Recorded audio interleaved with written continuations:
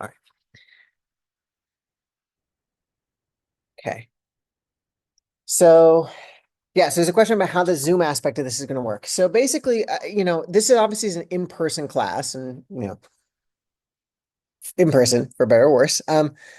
But I do generally abide by the philosophy that anything I can do to make the material as accessible to folks, I should try to do, and that includes our classroom sessions. So what I've started doing is just kind of hopping on Zoom while we're meeting. So there's a URL, it's in the syllabus, it's in the thing. It's just kind of a standard thing. It's my UCLA Zoom. And the idea is that, if you want to be able to attend in person, great, amazing, right? If you want to just join online, you can just kind of hop on.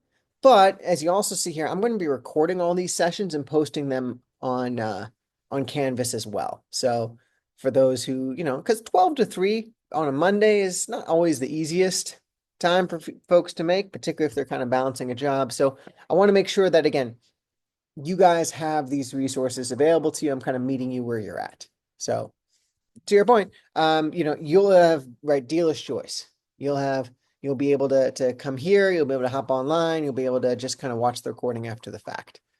Um, so that's, I guess, just a brief nod about the logistics. Um, any other questions before we just kind of jump in with some stuff? Cool. Okay. Let's see here. Let's see what I got here. Yeah, we're going to talk a little bit about the course. We're going to talk about the syllabus, and then we're just going to do some this week in terms of the material you're going to be covering, as well as just kind of in lecture day. We're going to do some overview stuff. Try to give you guys a little bit more of a sort of a contextual background on the sandbox that is the internet, right? If we're going to talk about developing applications for the web, it's kind of helpful to know what the heck the web is.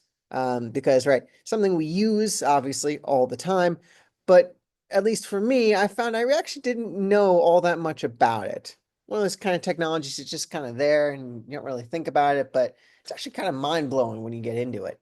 So that's what we're going to get into today. Um, all right, so here's a blurb about the overview. And I sort of mentioned this up front, but there's this is sort of the beginning course in sort of a sequence that's designed to get you from having really done nothing in the web development space to being able to do what we call full stack web development. So, and essentially that means being able to create your web app, being able to create complete full web applications. Now, what do I mean by a web application? And we're going to talk a little bit about this in further detail as we go along. And as we begin to sort of get a general understanding and a shared context, we're going to refine these definitions further. But for now, the way of thinking about it is traditionally a website is more of a static thing. A website, it's there, it's a series of files, doesn't really do anything. A web application is by definition interactive. And pretty much any sort of portal that you log into online is what we think of as a web application. And most websites today are have that functionality that really make them more applications. I'm talking everything from Google, Amazon, Facebook, you name it. I mean, even Canvas for the site. Anywhere that you're logging on, you're interacting. There's a give and a take, right? That's a web application. And that's a little bit different from just a static web page, which is more of like a basically sort of a internet bulletin board. And so the idea, if you run kind of the gamut, which starts with us, 192, continues on to 193, then get to 194 and 197, the idea is ultimately to get you to the point where you're fully comfortable building those what we call full stack applications. And full stack essentially means front to back. Again, we don't necessarily have a context on what that means yet, but we're going to sort of keep that at a high level for the moment. But we're going to get to that point. That's part of what we're as a team going to evolve an understanding of over the next 3 months. So that's essentially what we're getting at here. Where does that break down? So there are. Am I going to talk about this here? Does this? No, I'm going to. Generally speaking, any of you done any web development before? Any of you sort of played around HTML? Done a little bit. A little bit. Okay. Okay. All right. So you guys generally familiar, there's sort of there's the three pillars of any website: HTML, CSS, and JavaScript. Hope you probably heard about them maybe.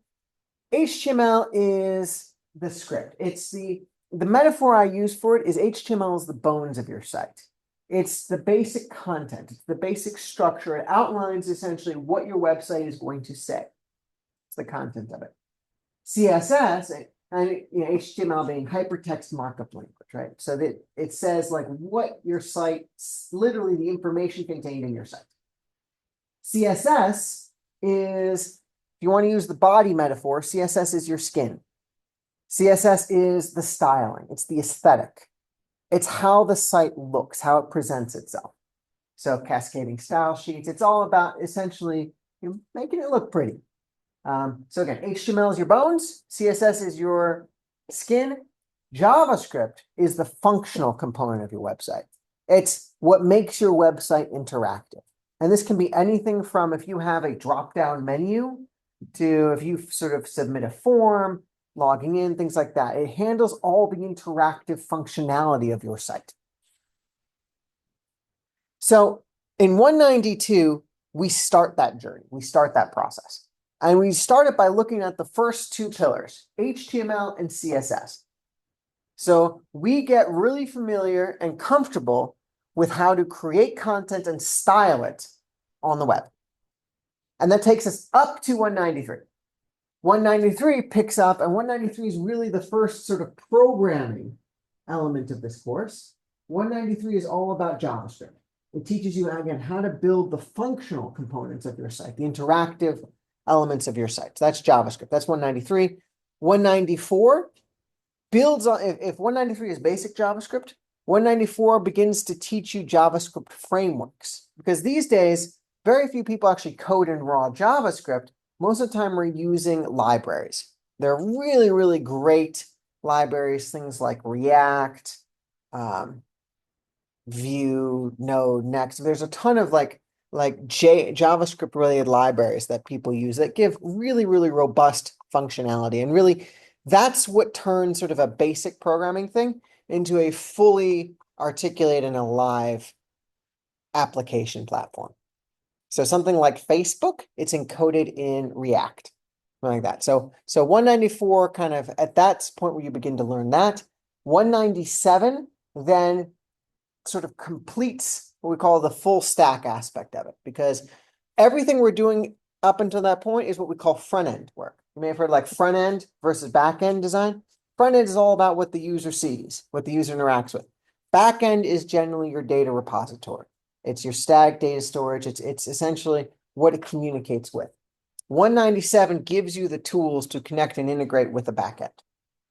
So that's kind of the sequence that we run. And so again, so one of the things I always sort of mentioned to you guys up front, typically, again, the way this is run is, and this is what the 8-week course does, is typically we slice the semester sort of in half. You do 192 the first 8 weeks, and then 193 the second 8 weeks. Obviously not an option for you guys. Not terminal though. You can take 193 in the fall if it strikes your fancy. It's, it's not going anywhere. But yeah, that's generally kind of where we are in this course and what we're going to sort of at a high level we're going to try to do. I'm going to pause here, see if y'all have any questions so far. The JavaScript is 193? 193, correct. So we're going right up. We're literally going to go right up to the line, but we're not. You took 193 already? Really? You. I don't teach 193. Well, I teach a Java course, Yeah. but not JavaScript. Yeah, they're very different. Yeah. So, yeah, any other questions? No? Where do we stop? Well, you are asking the great question. So here's an interesting thing. So this course is optimized for 8 weeks. And again, it's sort of deliberately designed to take you right up to the line in terms of JavaScript. And then the registrar's office was like, teach a 12-week version of this. And I'm like, oh, okay. So there's an interesting question for us, which is, what we're going to do with that extra time that we have. Um, I'm kind of playing with three ideas. So I'll tell you what I don't want to do. I don't want to get into 193's territory because 193, they've got their own turf, they've got their own thing. There's another professor that teaches it. I don't want to be stepping on anybody's toes. So we're not going to go into 193 material. So instead, we could do one of three things. Number one, we can take our existing kind of space and maybe go a little bit deeper with it. That's number one. So, when you'll see, there's actually kind of a decent amount. You'll see, we get pretty deep as is, but there's always a little more you can go. Always dig a little deeper in the surface. It's number one. Number two, keep the material largely the same as the 8-week course. Let me give you guys a little bit more, kind of space it out a little bit more, give you guys a little bit more flexibility to kind of get stuff done. That's option number two. Option number three, there might be some ancillary topics. There are certain things that aren't necessarily covered in 193, but I'd still like to talk to you about. Things like how do you actually publish content on the web? That's actually not covered in 192, but that's the kind of thing I'm like, we could spend a little time talking about that. I don't know if you have any strong feelings about that. My suspicion is we'll probably end up doing kind of elements of all three. So space things out a little bit more, maybe cover a little bit more content than the 8-week 192s do. And then again, maybe use some of our extra time to sort of talk through some of the some additional topics of interest. That sound like a plan? Okay, cool. Um, all right, so let's talk overall syllabus. So firstly, the good news, there is no exam in this class. Um, there will be basically your entire grade is based on the assignments and the work that you're going to complete. So it's broken down roughly 60-40 between where 60% represents homework and lab assignments and 40% represents quizzes. Again, no exams. I'm going to talk to you in a moment. I'm going to show you what I mean by homework and lab assignments and quiz. I'm going to show you all those things momentarily. But this generally is going to be the breakdown. And one of the things that I want to sort of emphasize with this is that your grade is a, a known commodity. And what I mean by that is at the end of the day, your assessment is going to be based on the work that you complete in this course. And as part of that, those of you, if you've taken a course with me before, you might be familiar with my grading policies. In general, I'm not imposing fixed deadlines, strict deadlines on these things. I think particularly if you look at, the nature of, we're all dealing with multiple classes. A lot of us are balancing jobs, family, career schedules. There are always multiple sort of conflicting and competing priorities. And I never want to create a space where because of some arbitrary deadline, you're penalized and disincentivized from learning. Because, think about what happens if you miss an assignment and now you're going to get a 0 on that assignment. Well, are you actually going to do that assignment now? No, what's the point, right? You missed the deadline. Who does that help? You're not going to be learning by that. You're missing out on the material. The teacher is not being helped by that, right? Nobody's helped by that.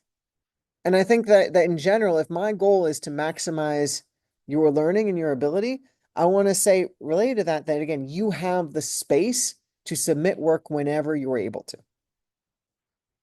So while there are due dates, and you'll see on assignments that there are due dates associated with those due dates are suggested deadlines. Those due dates are, if you want a measuring stick to sort of see how, if you're keeping pace with the class, to make sure you're keeping up with the assignments, to make sure that, you're not falling behind where you need to be in this class.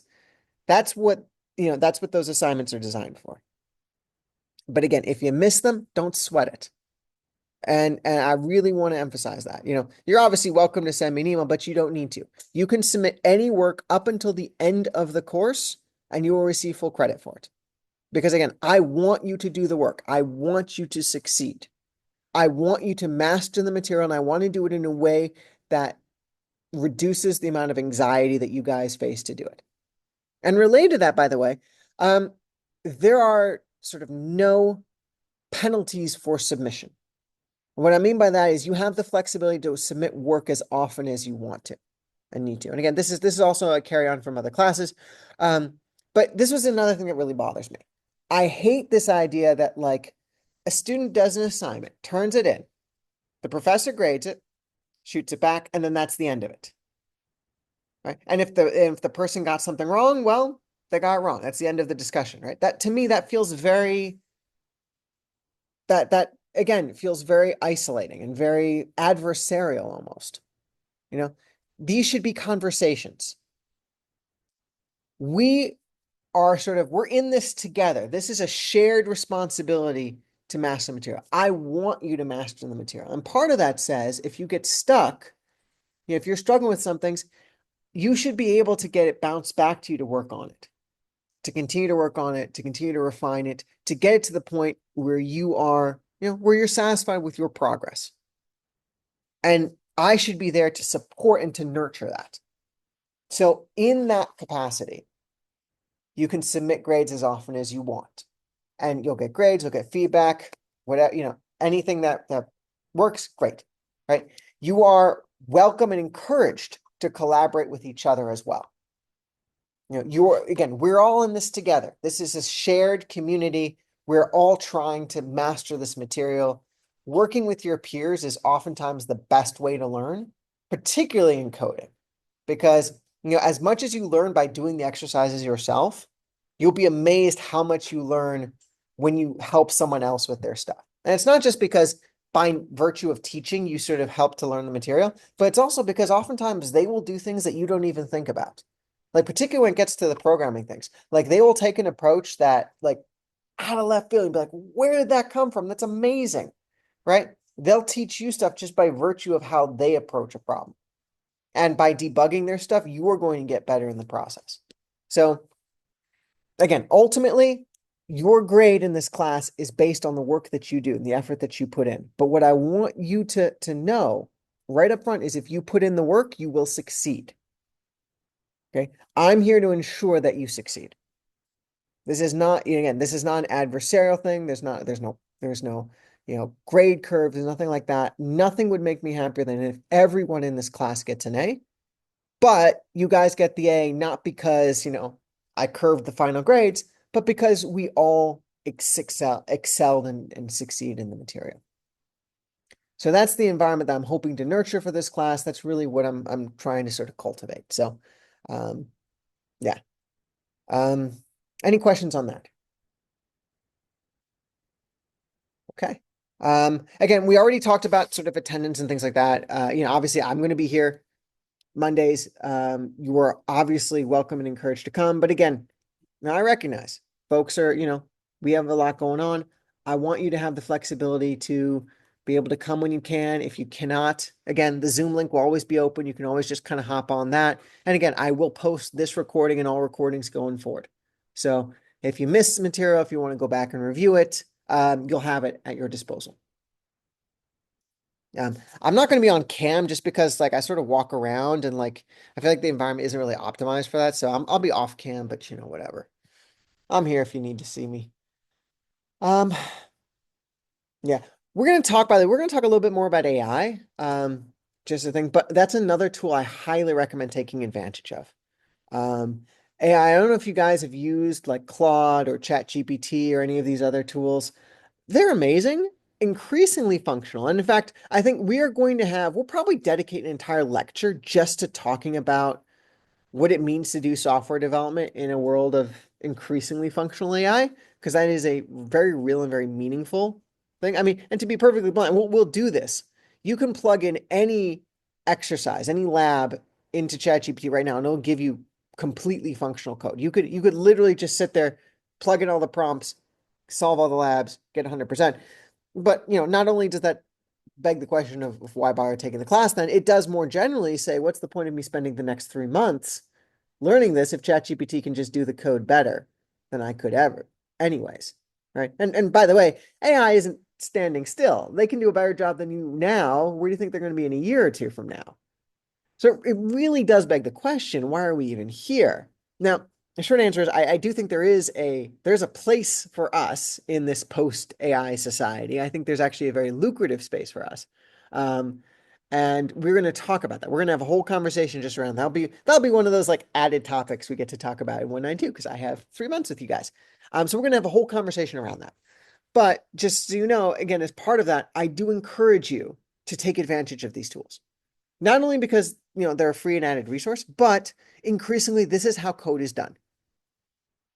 Like if I look at my own coding behaviors, if I look at in industry how people are coding, it's almost never the case now that someone just sits there and kind of clacks away for hours and hours and hours writing syntax after syntax. That's just simply not done. Increasingly, the workflow for again, even especially highly skilled software developers is feeding prompts into AI models, getting code back, reviewing the code, debugging it, integrating it into your code bases. That's increasingly how work is done. And by the way, you are 10x as efficient as you were previously as a result, but yeah. So not only do I not discourage it, I'm going to encourage you to embrace these tools simply because in your own development life cycles, this is how you're going to be doing code. This is how code is being done. If you get hired by Google, this is how you're going to be generating code for them. And so it's not it's good. You should be going through exercise. And we're going to talk about why and, why it's not a futile exercise to do that. But, just, do take advantage of these tools because again, it's just like, if you're an accountant, you're using calculators. It's not that you can't do long form division, but why? Right? Same idea here. So, okay, questions on that? Class policies, things like that. All right, let's hop over to Canvas. Let's take a look at kind of where we're going to be living and breathing for the next 12 weeks. So this is us. Okay, so generally speaking, so I mentioned there were sort of three things that you're going to be doing in this class: quizzes, homeworks, and labs. Now, week one, by the way, there are no labs for us because we're not there. We haven't actually learned any code yet. We aren't doing any HTML thing. So all you're going to be doing is quizzes and homeworks. Quizzes, let's talk about quizzes first. Quizzes are just going to be sort of, again, online here with the thing, internet basics. Once you've done the homework, once you've done the reading, you can go take this quiz. Again, it's graded. Score to keep is highest. You have unlimited attempts. Again, you can take this as often as you want, right? Again, the goal is not to penalize you. The goal is not to do it. This is just a chance these quizzes in general are just a chance for you to consolidate your understanding and make sure, you know the material, right? And are ready to move on. So, yeah. So I don't know if you've taken quizzes on Canvas before, but fairly self-explanatory, I think. Right. The internet is a connection of you just, submit, hit next, right? You just kind of go through it. Any question on sort of how quizzes work? But yeah, most weeks, I think every week you'll have, I think, a quiz, I think. Again, it's just designed to sort of complement the reading that you're going to do. Now, the next thing is homeworks. Homeworks essentially are going to be readings. It's just a way of saying readings. And sort of I compile readings across the things. And to do the readings, we're going to need to introduce you to our textbook for this course, which is zyBooks. I mentioned that briefly in the introduction. I don't know if anyone had a chance to take a look at it yet, but no worries if not, we're going to do that right now. But essentially, so zyBooks is where both your labs and your sort of homeworks are going to be. And so you'll see it's kind of zyBooks is sort of an interesting hybrid in that it's a traditional textbook, right? All of the written content for this, you've done zyBooks before for Python, right? So this is old hand for you. But for everyone else, it's a textbook, and that, right, all the course content, all the written content is here, but there's also a lot of interactive exercises here. And so when I mention your homework grade, this is how you're graded for completion of these sort of in-reading exercises as well. And I like Zybooks for the most part. I like how interactive it is. I think particularly when you're learning something like programming, sort of a static textbook is a little bit stultifying, but something like this where you have sort of a good amount of interactive things, particularly when you get into sort of coding things, becomes good, right? So you can see here the web. The period when the web was first developed, early 90s, correct. Language used for text file that describes a web page, HTML. A web document that is viewed in a web browser is a web page, right? I mean, you sort of go through this and you sort of get correct. And when you get, let me just finish this so you can sort of see it. Collection of related web pages is a website. Program that serves web pages to browser is a web server. Protocol for transferring files among computers and the web is HTTP. And finally, a program for viewing web pages is your browser. And you'll see here, get a little check mark. That means the activity is complete. So on Canvas, when you see sort of a grade associated with this reading, this homework, it's essentially having completed the reading and all these associated activities in the textbook itself. Now, one important thing to note with this is your grade ultimately is what shows up in Canvas, right? You'll see there's a grades tab. I'm not going to tab over to if you see it, but you each will have your individual grades there.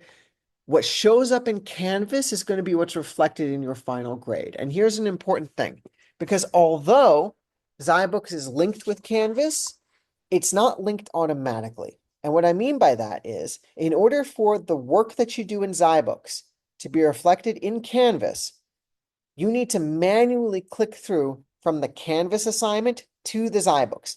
That's what links the two together, and that's what takes your grade from Zybooks and applies it to Canvas. So you see how when I sort of navigated through, I clicked on that link, and that's what loaded the assignment directly. My advice would be just in the future, just to kind of get in the habit of doing that. Basically, all of the work that you're going to do in Zybooks, you can navigate from, the Zybooks homepage. You can do that. But it's generally a little easier just to sort of link through from Canvas. I will note, you can link after the fact. And Zybooks, just like the Canvas quizzes, will be your highest score. So for instance, just as an example, you might click through your homework assignment and then you might see your grade jumps to a 0 and you're like, oh my God, I got a 0. Why? Well, because you just started the reading, right? You haven't actually done any work. As you do the reading, it'll automatically update for you. You don't need to do anything subsequently. Once the assignments are linked, that information will be passed. So you don't need to do anything subsequently. And in fact, you can finish work in Zybooks first and then link to Canvas. But the point is, at some point, you need to push that button. Once you push that button, the assignment is linked to Zybooks, and then anything you do in Zybooks will get propagated back to Canvas. So that's my one little kind of thing for us to be aware of with that. And by the way, closer to the end of the class, I will send out a reminder just like, hey, take a look at your grades on Canvas and make sure what's showing up in Canvas is reflective of the work you've done in Zybooks. Because if for whatever reason it's not, I need to know that, because otherwise I'm going to look at your grade in Canvas. I'm going to say, oh, maybe you didn't do this and you did, right? So I just want to make sure you're getting credit for it. So Zybooks handles the reading. It will also handle the labs. And again, no content for the labs this week. We are going to do labs next week. So I'm going to show you more in detail there, but I'm just going to skip ahead just so you can kind of feel it for. But basically, Zybooks, as part of the textbook, they also have their own web programming interface. So you'll be able to do all the lab assignments directly in Zybooks and submit it. And next week, when you have your first lab, we will actually we'll talk through this. We'll talk through the specific interface. We'll talk through how to submit for grading, how to review, how to assess. We'll spend some time doing that. This week, all I want you to know is that you can do all of your work there too. And that's going to be important because, right, there's oftentimes a question of what programs do I need to run this? What things do I need to do? So at the very basic level, you should know that you could literally just live in Zybooks. Everything you need to succeed in this class is going to be here through this. Now you will have to purchase a subscription to this particular thing. That's kind of the one downside of it, but it's sort of unfortunately makes sense, right? Zybooks is any textbook you sort of need to purchase, and on top of that, they run um, all the cloud compute resources and things like that. So, but yeah, that's sort of the one requirement for this class is going to be this thing here. So again, every week on Monday, I will launch a new module for us. And that module will typically include a series of homework reading assignments, maybe one or two quizzes, and then some labs, some coding labs for you to complete. And then, of course, right in lecture, we'll generally spend, I'd say, probably half the time talking about material of the week, and then maybe doing like a lab or two together is generally how I'd anticipate us using our class time together. So, and that's the course. Um, any other questions? Great question. You can use whatever you want. So as you can sort of see here, all you really need is access to a browser, right? Because all the materials either on Canvas or Zybooks. So you can bring your own computers. You can use these computers. But yeah, you do not need to use these computers. These here are a resource for you. But yeah, anything if it has a web browser, you can use.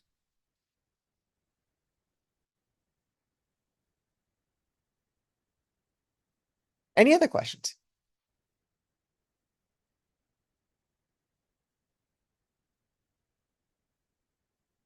All right, cool. All right. So, want to get to some fun stuff? Yeah. All right. So one of the things that you're going to be doing this week is right before we even get into the weeds, before we start that whole 192, 193, 194, 197 journey, before we get into any of that, we want to just kind of start with the basics. If we're going to be coding for the internet, it would be helpful if we knew what the internet was, right? And again, this is one of those things, I'm to be perfectly transparent the same way, where for the longest time, it's one of those things we use every day, but we don't necessarily have that much, or at least I didn't have that much of an understanding of what the heck this thing actually is. I know it's this grand network for exchanging information and things like that, but beyond that, what the heck is this thing? So your readings this week, and again, our little lecture today is going to give us a little bit more background. It's going to give you a little bit of a taste for understanding the technologies that we're going to be building on. And we're not going to go too in the weeds on this because, again, in fairly short order next week, we're going to start immediately getting into the weeds on actually creating content for this World Wide Web. But at least this will kind of give us a start. It'll give us a little bit of a grounding to understand the world in which we're going to inhabit. So what is the internet and how do we navigate it? I'm going to pose this as a fundamental question. This is a random thing. Any of you fans of the Space Jam movie? The original, not the LeBron James remake. Wow. 1996 hit cult classic with Michael Jordan. Y'all seen it? Heck yeah. All right. I'm going to tell you something, a little bit piece of internet lore. The original website for the original Space Jam movie from 1996 is still up online. And if you go to spacejam.com 1996, you can see it. Look at this thing of beauty. This is peak 90s internet right here. It is a thing of beauty. Oh, this is just beautiful. Spacejam.com // whatever that slash is. 1996. It's beautiful. Planet B-Ball. Just look at that. Just look at my gosh, you got the red font on the solid black image background. You've got the twirling thing going on here. I mean, this is just it's beautiful. You've got like the fixed boundaries with the header, and you got the little, oh my goodness, it's a thing of beauty. Stellar souvenirs. Oh my goodness, look at this. Look at this. Anyway, okay. Point is, spend some time on this. It's a classic. Now, but let's talk about what just happened, right? The most mundane thing in the world happened, but what exactly actually happened, right? I typed spacejam.com 1996 into my browser, and that website just appeared. And we do this every day. We don't even pause to think about it. How did that, how does that work? How did my computer know? How did my browser know where to go? How did my internet service provider know where to send me? How does any of this actually happen? So the first thing we need to know is we need we need to sort of first step in our little journey is we need to know where we're going. Because remember, ultimately, we talk about the cloud and things like that, but ultimately the cloud is just computers somewhere, right? That server, this website is sitting on a server somewhere, right? There is a big web server, maybe in Burbank, maybe in Seattle, maybe in Topeka, maybe somewhere, but there is a physical server that is storing this website. And the first thing our browser needs to know is it needs to know where to send the request. It needs to know, oh, you need to go talk to the AWS cloud server in Topeka, Kansas, because that's where this is hosted, right? So first thing before we do anything else, we need to find that out. How do we do that? We do something called, we use a domain reference locator. A uniform reference locator, sorry, a URL, right? You've probably heard about URL. A URL is a human readable way that maps to an address. And so if you've ever seen these old movies, right? Old movies with the telephones in like the 1920s, pick up the phone. They didn't dial any numbers back then. Right? I don't know if you saw it. They pick up the phone and say, "Operator, give me the train station." Right? Have you guys ever seen that? So what's interesting, and then the operator's like, okay, connecting you to the train station. They'd have this big switchboard with all the different wires, and they plug in, plug in. It's a whole like thing. Well, that's the first thing that happens because it's almost impossible for us to remember, addresses, but we can remember spacejam.com. So we type in spacejam.com, and the .com is the domain, right? The com domain system. And so what's happening here is it says, hey, I'm going to go to the domain name service, the DNS, for the .coms, and they run their own servers. So the first thing, your internet service provider, let's say it's Spectrum. Let's say yeah, we're doing that. They're going to go to the .com DNS servers. They're going to ping them and say, hey, I have a client here who wants spacejam.com. Where do you send me? And the DNS servers, they have these lookup tables. They're going to say, oh, spacejam.com is hosted at this IP address. You may have heard of an IP address. So an IP address is the actual addressing system for it. It's a numeric system. We're going to talk a little bit more about that in a little bit. But basically, it's a numeric thing. It says, oh, spacejam.com is located here. So it gives us that. So now we have an address. We sort of know in the internet where we need to send our request. Now, an interesting thing with this is, so you might ask, well, why do we have these sort of, it's kind of interesting, but is that really useful? Well, it has two usefulnesses for this because turns out there is a many-to-many relationship between domains and IP addresses. And what I mean by that is one IP address can host multiple domains, and one domain can be hosted at multiple IP addresses. Let me give you some specifics. First thing, if you run your own web server, you can actually host multiple domains on a single server. It's basically just going to be file management. You can host spacejam.com, you can host Mike's Pizza Shop, you can host bobsautorepair.com. All those things, these are just sort of things hosted at the same web server at a particular IP address. So that's going to be the first thing. So it's not a one-to-one thing. And again, if you start your own little web hosting business, you might be hosting a bunch of websites for clients. It's all on the same address, which is your physical server. The other thing, though, the flip side is a lot of particularly larger internet companies will actually have multiple IP addresses. Because depending on where you're coming from, they may route your traffic to different locations. So, as an example, take Google. Google, when you type in google.com, it's not going to send, it doesn't send everybody to a single server. Google is hosted on, on cloud compute platforms throughout the world.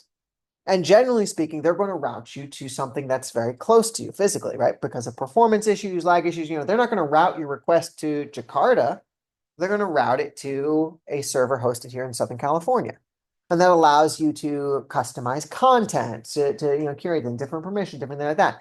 But the general idea is something like Google will potentially have hundreds of unique IP addresses just for google.com. And so depending on when you're getting pinged, again, somebody who logs into google.com from Tokyo is going to get sent to a very different IP address than somebody who does it from Pasadena. So again, that gives us that interesting kind of many-to-many relationship where if I say, give me spacejam.com, it'll give you an address, but that address might vary substantially depending on where you are in the world. So that's the first thing. So now we have an address. Now we have an IP address. But how is that helpful for us? So I have a bunch of numbers. That doesn't necessarily do anything for me. Who actually knows where to send it? Well, the interesting idea here is you can sort of think about this like the mail, right? If I want to send a letter, let's say, even within the US, because I can't really do international systems that much, but, let's say I want to send an address to my best friend who's living in New York. Well, I may have an address, but I have no idea where that actually is, right? I have no idea how to actually get it there. And in fact, most people don't necessarily know how to get it there. I mean, now with, Google Maps and that we can sort of make it a little easier. So how does the mail system do it? Mail gets a letter. It's addressed to 123 Broadway, New York, New York. How do they get it there? Say what? Great, good. Zip code helps. Yes, exactly. That gives them a little bit of help. But the mail office here in South Pasadena, what is it? Or in Pasadena, I drop it off at the thing. I just handed the mail carrier a letter, says go to New York. What does the person do?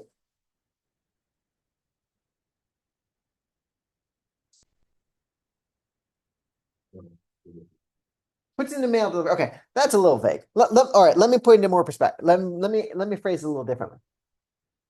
The particular mail person doesn't necessarily need to know the address. They just need to know where to send it next, right? Which I think is what you were getting at.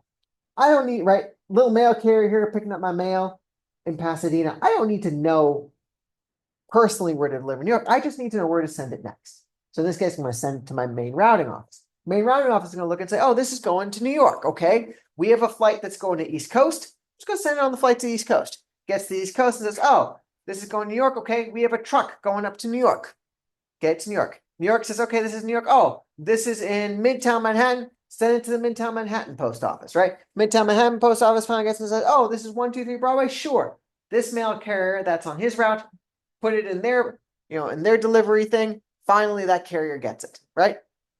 The idea is nobody in that chain needed to have full information. You just need to have enough information to pass it on. So one of the really, really cool things that internet service providers do is they keep a map of IP addresses. So if you're Spectrum, you know all the IP addresses within your network right here, right? So again, assuming you use Spectrum here in Pasadena, they know all the direct IP addresses that they have. They keep a list of that. They also talk to their neighboring IP ISP. So they'll talk to AT&T, they'll talk to Comcast, they'll talk to Verizon, they'll talk to T-Mobile, and they'll say, hey, here's all the IP addresses I have in my network. Who do you got? And then they'll say, oh, we have this range of IP addresses, and we have this range of IP addresses. And then not only that, but they'll start keeping track of other people's addresses. So they might say, so because again, these are literally, the interesting thing is, right, we sort of, with computers, we abstract away the physical, and we may forget that these are actually physical networks, right? These are physical networks of computers and routers and modems and fiber optic lines and things like that. So you'll literally have like a geographic area here. That's, let's say, Spectrum. And then right next to it, you may have AT&T providing coverage. AT&T, and then right next to it, you may have Verizon, right? And maybe over here, you have Comcast. and you have business ISPs and regional ISPs and things like that. And so here Spectrum says, hey, I've got IP addresses from, let's say, 1 to 99. What about you, AT&T? And AT&T is like, oh, I've got 100 to, let's say, 400.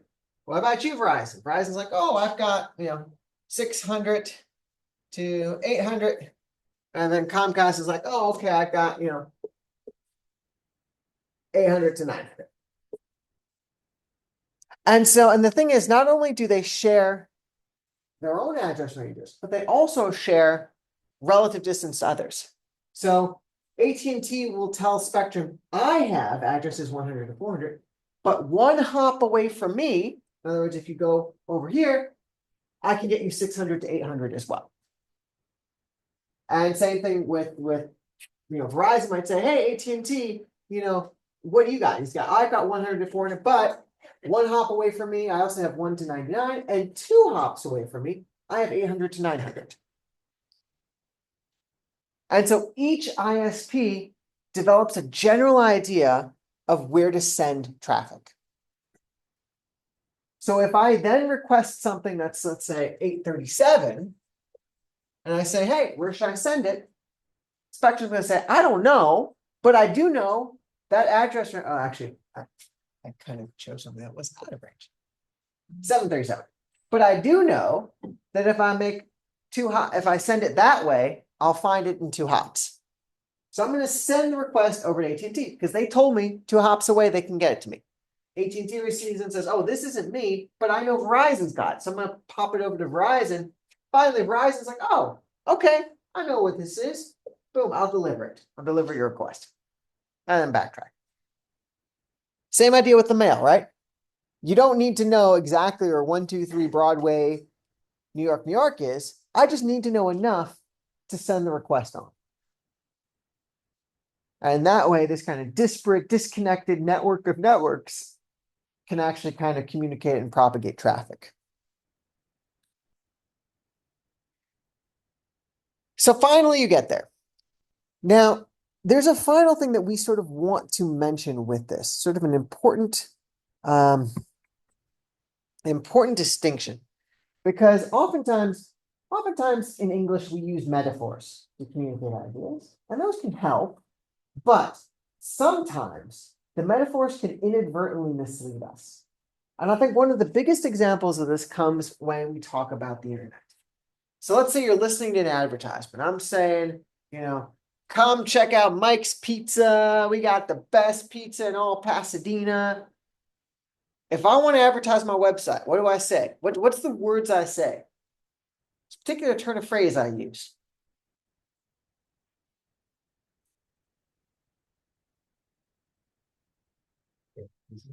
Huh? So, well, we'll get your pizza. I'm not at the pizza. I'm like, Mike's is the best. And then something about our website. Visit us at mikepizza.com, right? We talk about visiting websites, traveling to websites. We have this idea that surfing the web is I'm going to a site. But in fact, that's not an accurate description of what's happening here. If I type in, again, spacejam.com 1996, I'm not visiting that site, right? I'm not physically traveling to the web server in Topeka that's handling this. What's instead doing, and what's a better thing, is you can sort of think about this as I'm ordering a copy of that site, because that's literally what's happening. I am saying to the Space Jam server, send me a copy of this website. And so again, it's just like I'm sitting at a table, the waiter comes up, can I interest you in our specials today? No, give me the pizza, right? Goes to the kitchen, brings your pizza. That's what's happening here. What you're seeing here is not the website. It's not, I haven't opened some portal to a web server in Topeka. What they have done is they have taken those files, those HTML files, those CSS files, they've packaged it up, sent it back to me across the network. I have received a copy of those files, and I've assembled them here. So if you load spacejam.com, you load spacejam.com, you load spacejam.com, we're all going to see a copy of a site. We're all going to have three copies of the same site. And that's where I think, again, sometimes metaphors can be a little bit deceiving. Because again, we're not visiting anywhere. We're sitting here. They're sending us a copy, which, by the way, is why, just an example here, we'll talk a little bit more about how to play with this. But just as an example, let's inspect element here. I do, yeah, this is most terrible. Okay.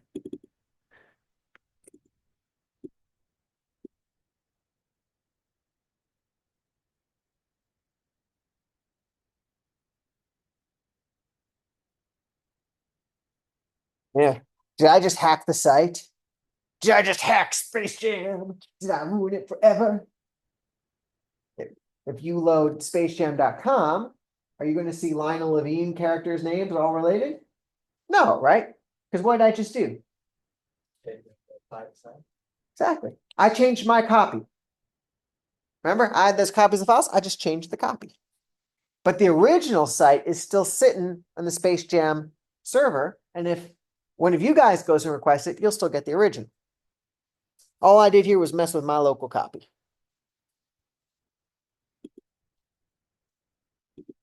That's you.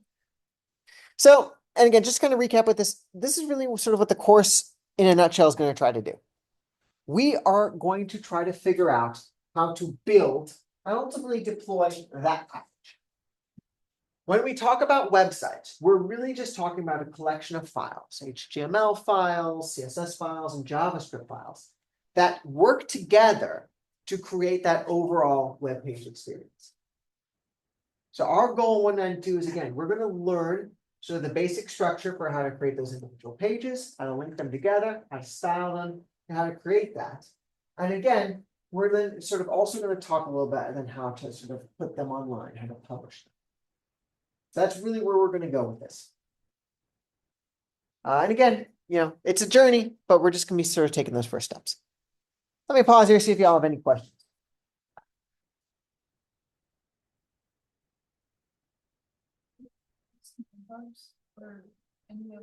Great question. No, we're not using GitHub, but it's a great tool to know. But maybe that might be a topic we might talk about actually, because it's a really useful tool to know. But it's not technically in the scope for this course. But that might be precisely the kind of thing we could cover, because code management, things like that in GitHub is a really critical skill. All right. Any other questions so far? So we've been going for a solid hour or so. I'm inclined to say we take a break. We can break for like 10 minutes or so. And then we come back, we'll talk a little bit more. I want to talk to you about information transmission. I want to talk to you a little bit about the protocols that handle that. I want to talk to you a little bit about, more born protocols. And then I want to end on sort of a lighter note, talk a little bit about the history of the internet. We'll probably go for another hour and then we'll just kind of call it. So, okay, let's take a break. I'll pause the recording and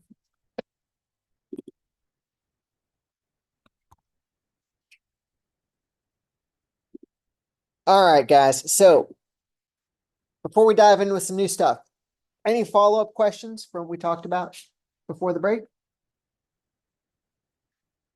All good? Okay.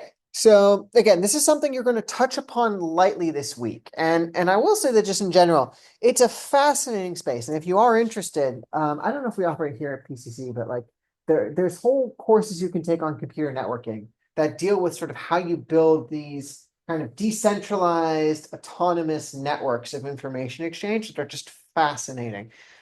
It's a whole domain in computer science. It's really, really cool. But again, just in terms of giving you guys a little bit of a foundation, I want to talk a little bit about the actual process of information transmission.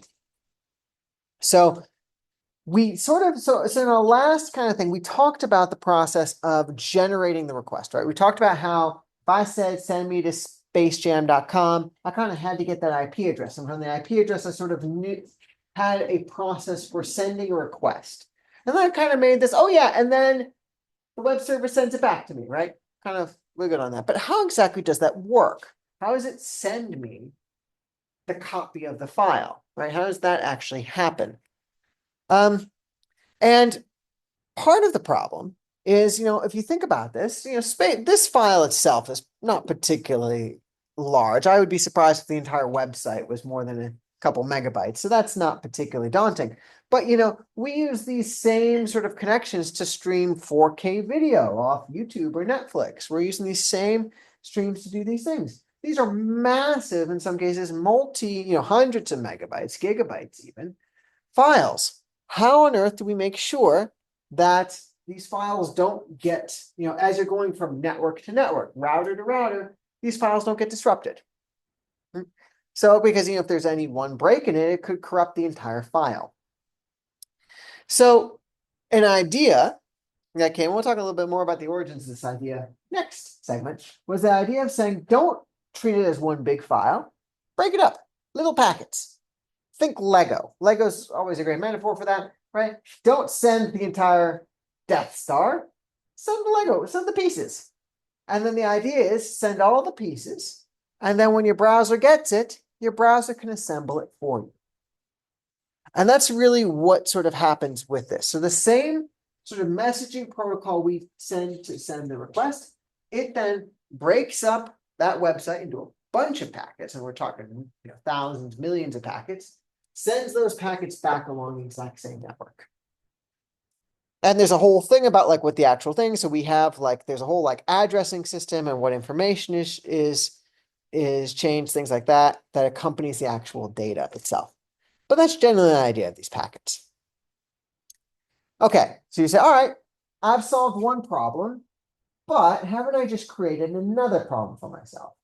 Because yes, it's true that, maybe most of the individual packets will now make it, but packets are still going to get dropped. You're still going to have, routers that are going to reach buffer capacity and it's going to drop excesses. You're going to have, right, there's going to be data loss along where you propagate. That's inevitable. And so aren't I sort of creating one, problem for another? I had one big packet where I had a moderate risk that it would get dropped to now having a billion small packets where I'm almost certain some of those packets are going to get lost along the way. So how do I handle that? Well, two approaches to do this. The first one is saying, let's make this into a conversation. So don't just make it, I'm going to toss the ball on the server saying, hey, server, give me the website. Server's like, okay, sends it back and you're done. Instead, let's have an ongoing conversation and let's do it on a packet level. That's kind of what you're seeing play out here. So it says, hey, browser, I'm going to be sending you packets 1, 2, 3, 4, 5. And then browser can say, oh, hey, server, I received packet 1. I received packet 2. I received packet 4. I received packet 5. And they're like, wait, what happened to packet 3? No packet 3. Send in packet 3 again. Okay, now I got 3. All right, I'm going to send the next packets. I'm going to do that. There's literally a back and forth conversation between you and the web server hosting your website as it's collecting packets. It'll send a window of packets. When your browser receives those packets, it sends acknowledgments. And then your browser it's like a sliding window where as it receives acknowledgments, it sends more and more and more and more and more. And if packets are missed, it'll send them again until they're received and acknowledged. And then at some point, right, when all the file's done, they say, okay, we've received the entire thing, and it terminates the connection. This, by the way, is a particular protocol we call the Transmission Control Protocol, TCP. You may have heard of TCP, TCP/IP type stuff. That is the protocol, the messaging protocol that handles the sort of exchange and communication of these packets. So it's kind of wild to think about. Again, who knew, right? But literally, there's this, just loading this website's an entire back and forth conversation between you and this web server to process that exchange. Now, that's one approach. There is, however, another very common protocol called UDP. UDP is now you might imagine TCP is rather resource intensive, right? There's a lot of back and forth, a lot of conversation. sometimes we don't necessarily value completeness as much as we value speed. And easy examples of this, if I'm having a phone call, if I'm playing it, if I'm online streaming, if I'm doing something like that, right? There, it's okay potentially if the quality suffers, so long as the consistency remains high, as long as it stays up, right? So that's what a UDP protocol is. UDP, and the meme is pretty a good sort of thing for this. UDP says, I want the website. They're going to say, here's the website. There's no follow-up. You either receive it or you don't. It's the Hail Mary of protocols. I'm just going to toss it up there, and if it works, great. If it doesn't, it's whatever. But that's why, by the way, if you're having, sometimes how if you're having a phone call and you go into bad reception, the phone will get garbled, right? Or you're on the Zoom conference, kind of same idea.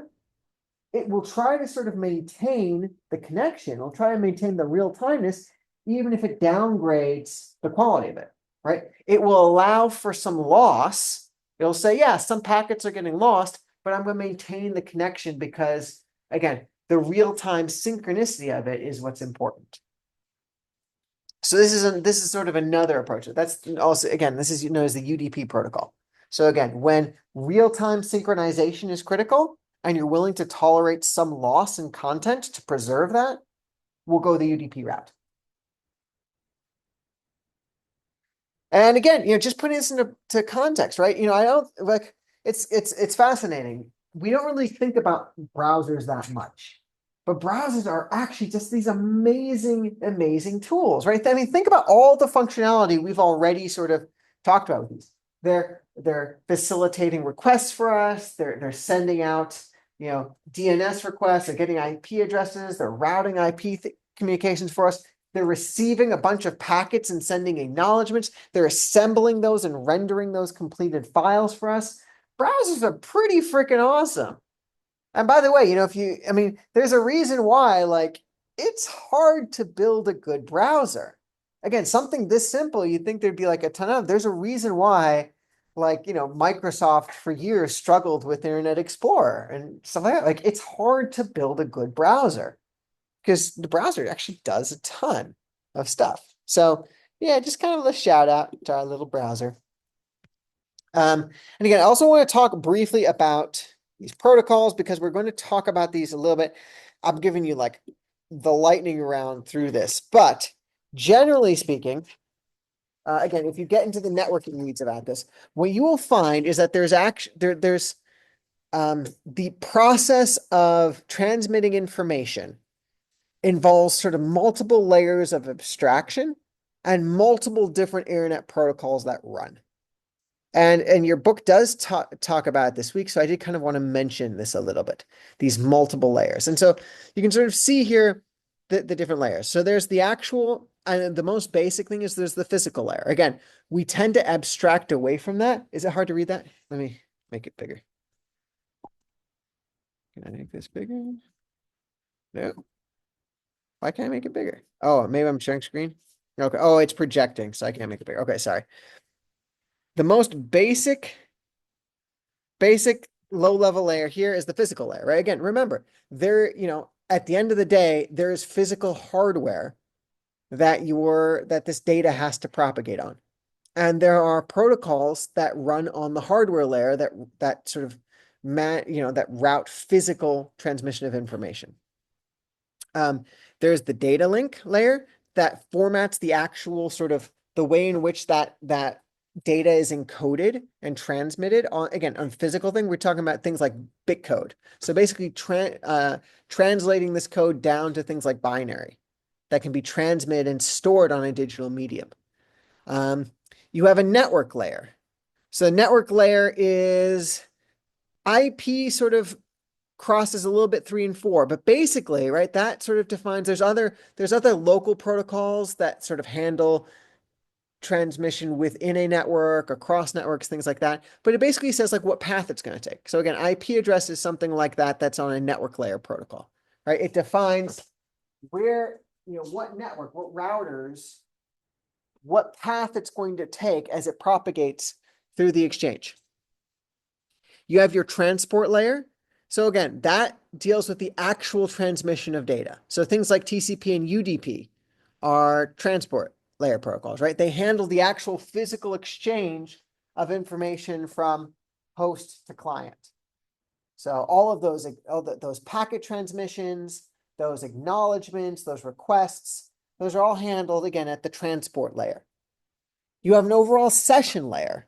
So remember how we talked about this being a conversation, right? When you establish a connection between host and client that's maintained while you're transmitting all that data. Well, again, that's also typically handled TCP, but that's a session layer thing. It's the entire conversation that's managed. Finally, you get to the presentation layer, which is, ultimately sort of where data is encrypted and decrypted and prepared for transmission. And then ultimately your application layer, which is where all that data is kind of unpacked and presented to the end user in a manner that they're then able to utilize and render. So, oh yes, please. Yes. It's a little bit UI, yeah. So we'll give you a specific example. We're going to talk about this in a moment, but like HTTP, for instance, or is what we would call an application layer. So I'll get into the weeds a little bit about it, but basically, when we think about the World Wide Web as an application for, again, transmitting data, and rendering websites, HTTP is the application layer protocol that enables us to do it. So it basically is how you package data for humans to use it, essentially. And here's an important thing to sort of note with this. Blah, blah, blah, yeah. Yeah, I'll talk about this a little bit. The internet, fundamentally, because we tend to use the World Wide Web and the internet interchangeably, right? Often you hear them, but they're actually not technically the same thing. And this is sort of an important distinction. The internet is a network for data exchange, protocol data exchange. The World Wide Web is a particular application that sits on the internet, that uses the internet. And we'll talk a little about the history of that in a moment, but that's sort of an important thing to note here, because there are a number of other information exchange protocols that also exist on the internet. And some of these you may have even heard of. So one example of, if you send an email, there's a particular protocol for that called SMTP. I forget what the SMTP, transfer protocol, but I forget what the SM is. But that's a sample messaging, single message, I forget. But SMTP is the default protocol for email. So any email that's sent, again, you send it on the internet, but you're not using the World Wide Web to do it. It's a completely different information exchange protocol. Another thing you may have heard of is FTP, file transfer protocol. Right? If you're sending large files and things like that, you might just use an FTP connection. Again, right? It's an entirely different application for information exchange, but it exists on the internet. And then again, what we're interested in, what we're going to be working with is the HTTP, the Hypertext Transfer Protocol. And that's the application that's used that powers the World Wide Web. So, and I'll talk a little bit about HTTP, in a moment. But yeah, so that's sort of an important thing to note here. Again, the internet, you might think of the internet crudely as a highway, right? High information exchange highway. But on the highway, you have semi-automotives, you have school buses, you have passenger cars, you have motorcycles, right? You have all these different applications using that highway. So that's essentially the internet versus the World Wide Web. Final thing I'll note about HTTP, again, so this is what we use to render, load, and interact with web pages. So essentially, when we use this HTTP thing, we're basically saying I'm requesting data, or I'm doing something. Actually, HTTP, it's interesting because it has a standard set of things where you can use it HTTP not only to get web pages, but you can get also to transmit information, update information, what we call CRUD operations, which is create, read, update, and delete operations. You can use HTTP for all of those. So basically any kind of web traffic. You submit a form, you submit, anything using a web page, you're using the HTTP protocol to do it. And so, you can sort of see here, here's an example of the HTTP protocol. So the method here is going to be a get. You're using an encrypted thing. You are willing to accept files that are compressed, and you're going to accept HTML text files, right? And you can sort of see here some stuff here, but these are basically sort of the information that's bundled into it when you make that request. So when your browser asks to go to google.com, this is what's essentially generating. It's using HTTP to generate a get request to receive a copy of the google.com site. So, and again, typical ones for us is get. Get is a read functionality. It's what we use when we want to access a copy of it. Post is essentially sort of a create thing. So, or submitting an information. So if you're logging in using, you'll use a HTTP protocol to submit that information to the server to log in, right? You'll submit your credentials with a post account. So again, very high level stuff, but this will all be talked about a little bit in your readings this week. So I did want to spend a little time chatting about it. Any questions about that?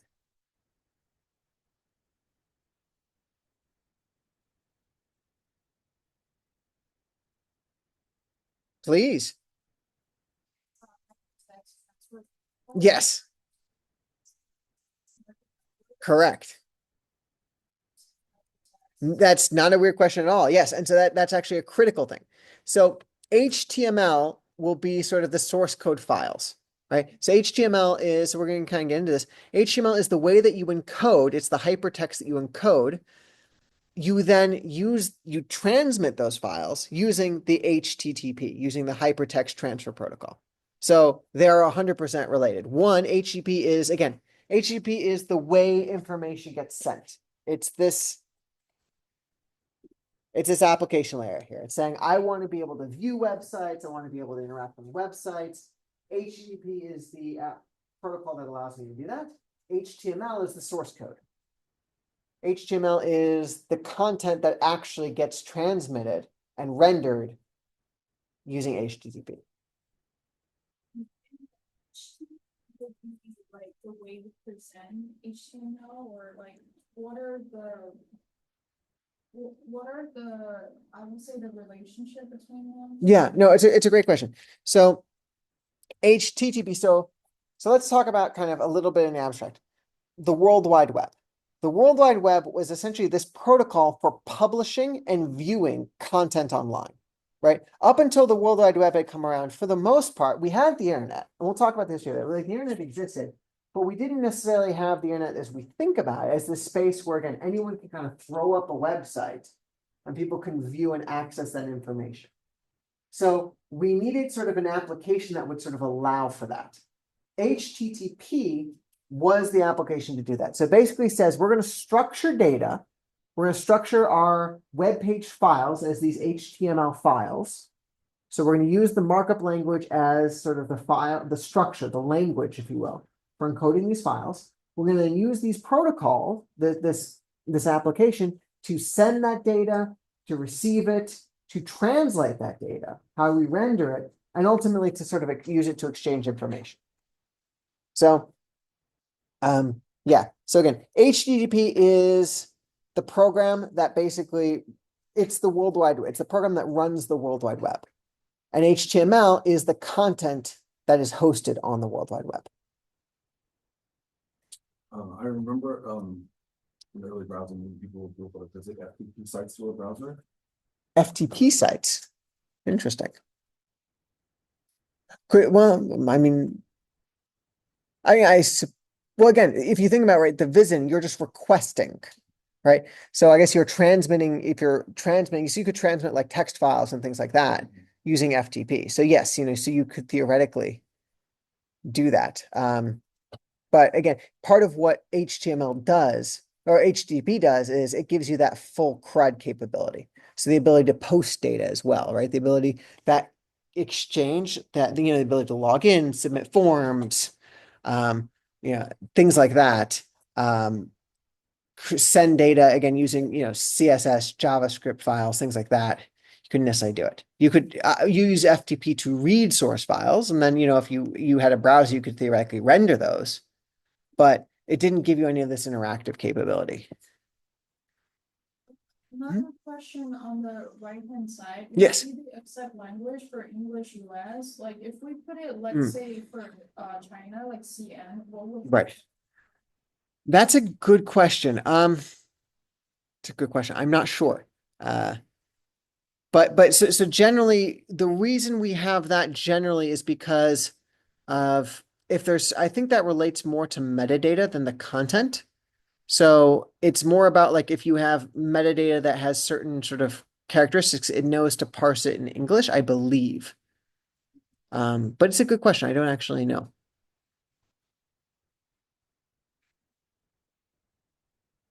Yeah, and I'll say this, we're not going to be getting into the weeds of HTTP. Like you're not going to be generating HTTP requests, things like that. That's all going to be handled by your browser. This is, again, the point of this is not to discourage this line of inquiry because it's a fascinating space. And again, their entire course is just devoted to these different protocols and how they work. But the goal with this is to say that that just to be aware, right? As we're creating these HTML files and we're doing it, this is the information superhighway that they exist on.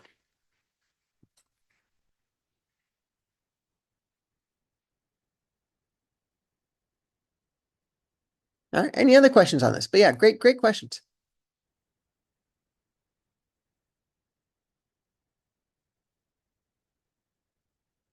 All right, last thing I want to close with today is the history of the internet. And this is one of my favorite stories to talk about. Because this is one of those things where, again, if you think about, the great like inventions of human civilization, right? You're talking about like fire, uh, domestication of crops, wheel, the steam engine, right? The printing press. I mean, these are all like foundational things. The internet is arguably it's making the top 10 for sure. I mean, but it's weird to say like not a lot of people actually know when and how and where the internet was invented. Do any of you guys know what the story is? 70s roughly? Any idea where? It was, yes. And you already know more than most on that. Is what? So Tim Berners-Lee is good, but actually he was the World Wide Web. So he was the www guy. He was not the internet guy. But still, you're way ahead of the curve on that. Most people don't even get that far. So again, just to sort of frame it, right? Right now we have billions of connections, right? The internet is the whole world is interconnected. Prior to that, right? At some point you sort of draw it back. There were millions of connections. At some point there were only thousands, hundreds, and dozens. And at some point, if you dial it back far enough, there was just one connection. Right? I mean, we know somewhere, sometime, at some point in history, two computers had to first get connected to each other and start talking to each other. When and how and why that happened is a fascinating story, and we're about to tell it. So let's dial it back. So this is during the 1960s. So back then, again, kind of get a feel for it, right? Computers were the size of this room. They had like 1,000 kilobytes of processing power. I mean, it was kind of it was rough. And back then, one of the challenges they had was they were dealing with increasingly complex sort of modeling and simulation type stuff. We're talking, this was the height of the Cold War. They needed to be able to model lunar trajectories for how to, land things on the moon. They needed to do, nuclear ballistic missile type stuff. I mean, there was an increasing need for advanced computation. And they were running up against the limits on what an individual computer could do. A computer can only do so much. I mean, that's still the case today, but that was particularly the case back then. And so they had this idea of saying, well, what if we could get computers to work in parallel?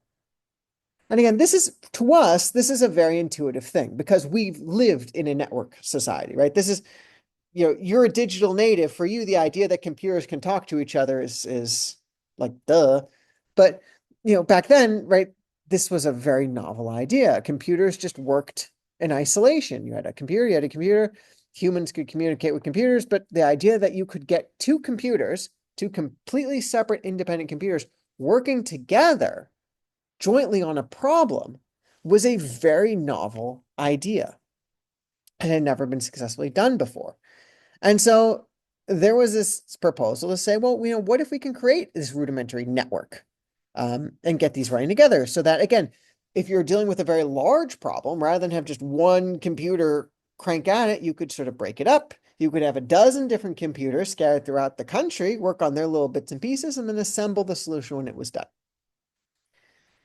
So the government became interested in doing that, and they founded and funded the development of a pilot network called ARPANET. ARPA is the Advanced Research Projects Agency, is run by the U.S. Department of Defense.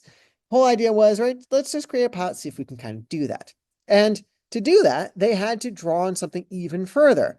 In the year 1959, there was a PhD student by the name of Leonard Kleinrock. He built the mathematical model for information exchange via packets.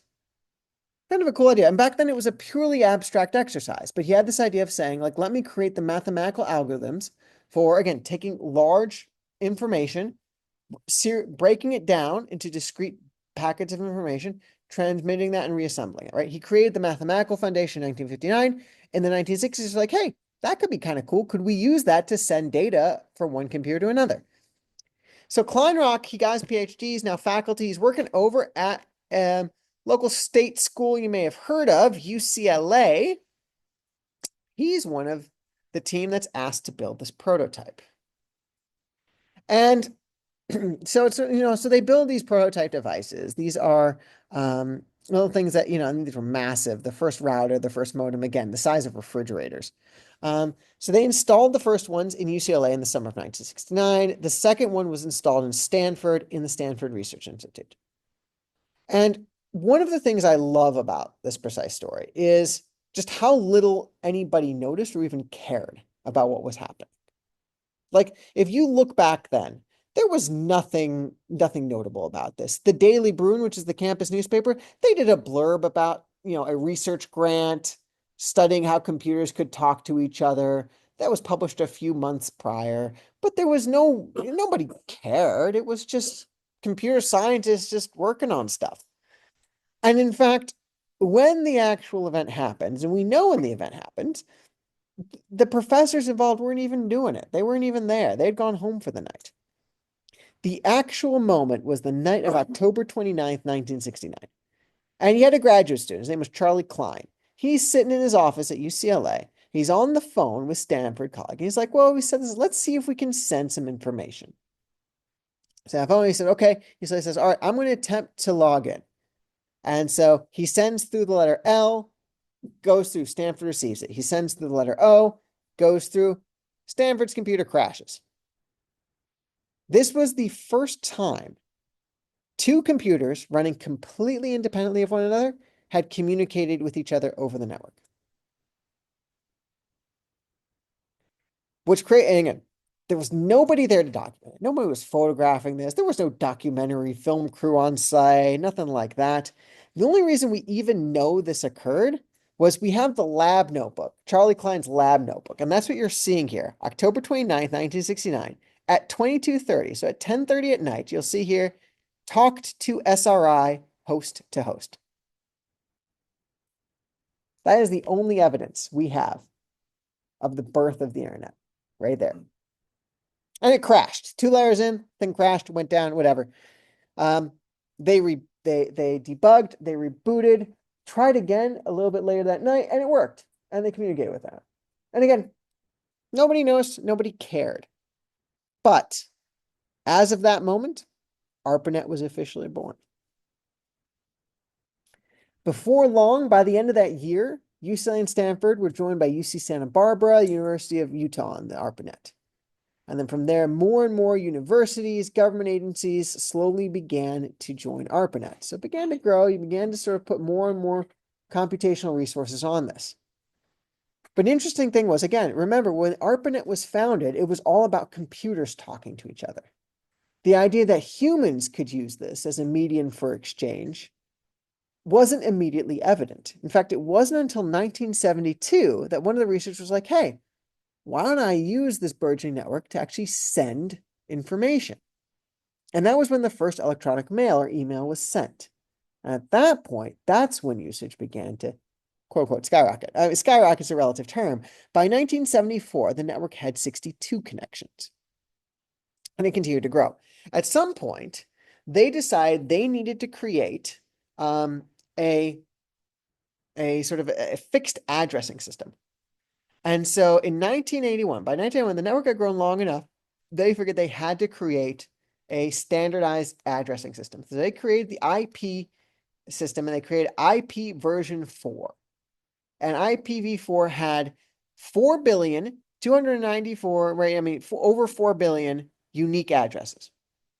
And they looked at it in 1981, they said that is an astronomical amount of connections. There is no way we're ever going to run out of IP addresses. We've got 4 billion of those. What, you think every person on Earth is going to have their own IP address? Like, that's madness. Well, you guys know what happened to IPv4? Spoiler alert, we ran out of IP addresses. We had to make a whole new IPv system. We had to do IPv6. It was a whole big thing. In 1989, at that point, that was when Tim Berners-Lee over at CERN, over in Switzerland, he developed the World Wide Web. And again, he developed the protocol for publishing and exchanging dynamic content on this internet. So he created the hypertext transfer protocol, and along with it, the World Wide Web. And by the way, quick note about Tim Berners-Lee, he had the option of patenting it, and no question, he would have made a small fortune. He threw it up into open source. He completely open sourced the internet. And that's one of those like seminal decisions, because by doing that, he made it the free-for-all that it is today. Because if he hadn't done that, I mean, I'm sure the internet would have still grown, but it definitely wouldn't have taken off and become as popular as it did. But he made the choice to put it free and make it open and accessible to everybody. And that's the world we have today.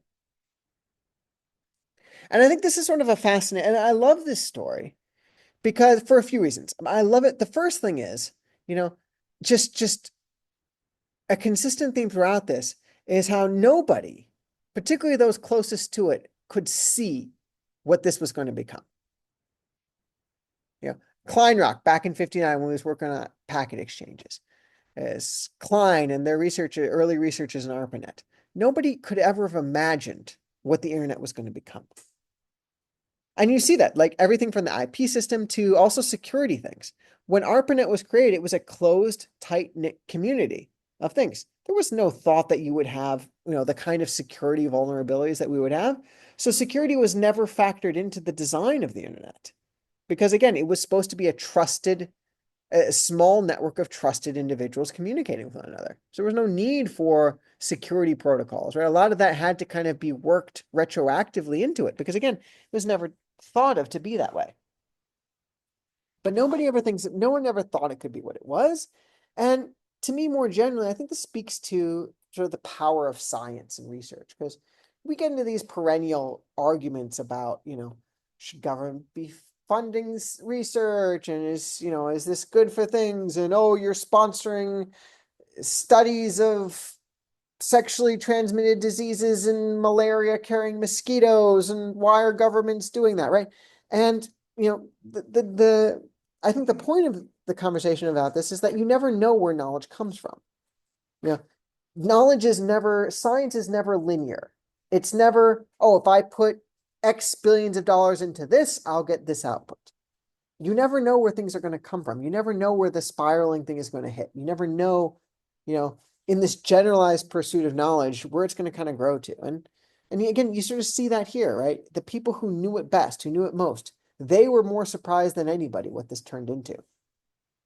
And so there's something to be said for just kind of letting the process of discovery and innovation just kind of play out, allowing that to happen. So anyway, so that's the world we inhabit today.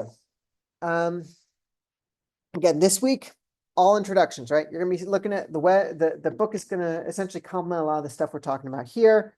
We don't even start doing any actual code until next week, where we're gonna get started on HTML. And again, HTML is hypertext markup language. It is the bones of our website, the content. So excited to do that with you guys. I'll pause here, see if anyone has any questions. Well, again, just to get kind of recap, we will be hopefully I'll see at least some of you guys here again next week. But again, just as a refresher, I'm going to be posting this recording shortly after this. From now on, again, I'll always be on the Zoom.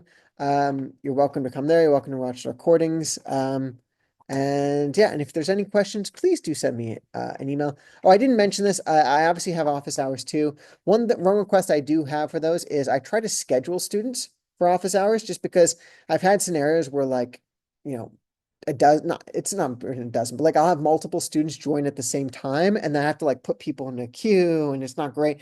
So what I've started just doing is if you want to come to office hours, just shoot me an email in advance. And what I can do is I schedule students for specific blocks of time. That way you can just show up when it's your turn, and no one has to wait. And yeah, it's just better for everybody. So, but yeah, so if you need anything, you know where to find me. All right. Well, thanks so much for hopping around with me, guys. Let me end the recording.